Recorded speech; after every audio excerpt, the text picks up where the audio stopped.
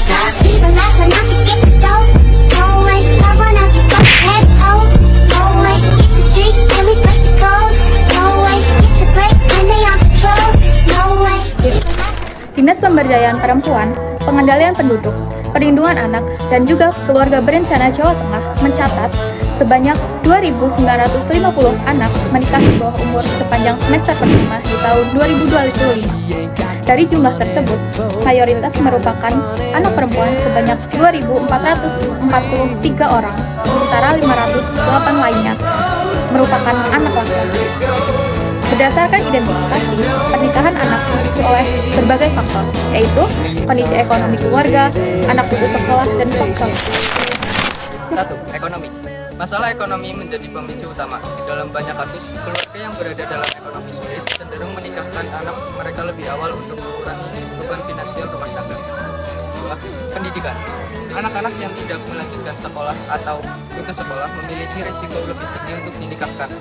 Tanpa aktivitas pendidikan yang terukur, pilihan masa depan anak menjadi terbatas, sehingga pernikahan sering kali dipandang sebagai langkah hidup selanjutnya yang paling memungkinkan.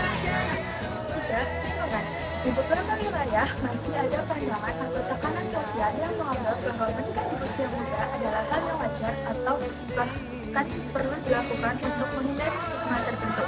Yang keempat, belum pahamnya akan risiko pernikahan dini.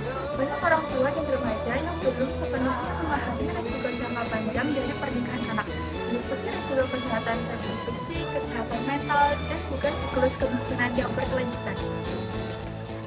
Kemudian ada cara pencegahan. Yang pertama adalah edukasi tentang pentingnya pendidikan, pemberdayaan ekonomi untuk keluarga, sosialisasi dampak pernikahan dini, dan juga berikan dukungan hukum dan pengawasan ketat.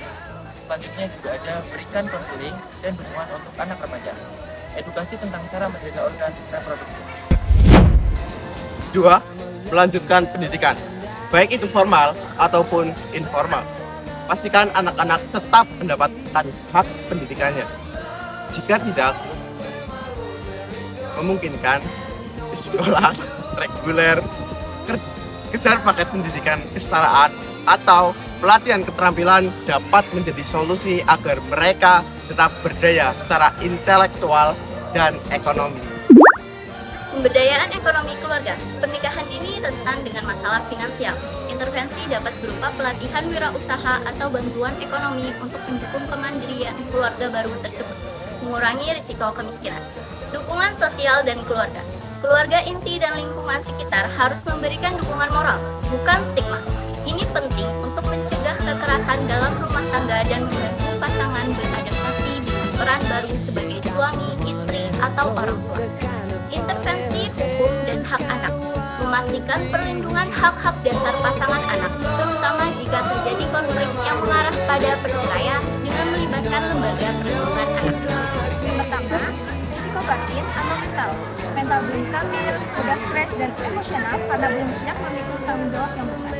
Depresi dan kecemasan, risiko gangguan mental 41% lebih tinggi dibandingkan pernikahan usia matang.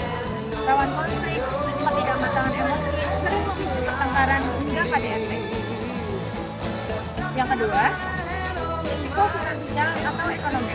Putus sekolah, pendidikan terhenti, jadi sulit untuk mendapatkan pekerjaan yang layak. Ekonomi yang rendah, terjebak dalam pendapatan kecil yang memicu kemiskinan turun-temurun. Beban hidup berat, biaya kebutuhan rumah tangga, dan anak yang sangat besar di usia muda. Yang ketiga, risiko biologi atau kesehatan. Secara biologis, panggul dan rahim wanita di bawah usia 20 tahun belum berkembang secara sempurna. Hal ini meningkatkan risiko kematian ibu saat melahirkan akibat serobekan jalan lahir atau panggul sempit. Remaja sering berebut nutrisi dengan janin, sehingga ibu kekurangan sel darah merah yang memicu perdarahan hebat saat bersalin. Bayi beresiko lahir sebelum waktunya karena kondisi rahim yang belum stabil. Bayi lahir dengan berat badan rendah dan memiliki risiko tinggi mengalami stunting atau gagal tumbuh karena kurangnya asupan nutrisi dari tubuh ibu yang masih dalam masa pertumbuhan. Sekian dari kaum kami, semoga informasi ini bermanfaat bagi kalian.